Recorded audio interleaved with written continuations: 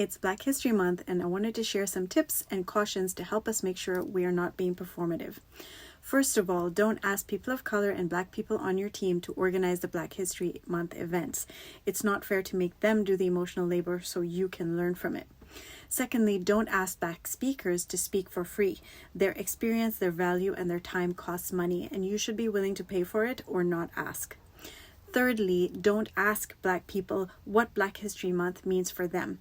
It's really important that we turn the light inwards and ask ourselves, what does this mean for us? Let's have a conversation about the truth about our history in our country and what we've learned from learning what that was like for Black people. Also very important is that we create a balance between a focus on the painful history of Black communities and peoples and also a celebration of their resilience, their role models, and all of the different contributions they make to society. It can be really triggering when all we do for a full month is focus on the negative things about history of Black communities. They have so much more to offer than that. And finally, look at how you can move Black history from a month into something that we weave into our year. This is not a topic we should focus on only once in a year.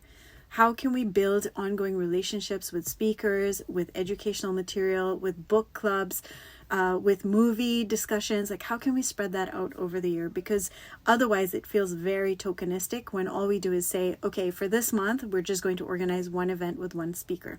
There's so much more we can do.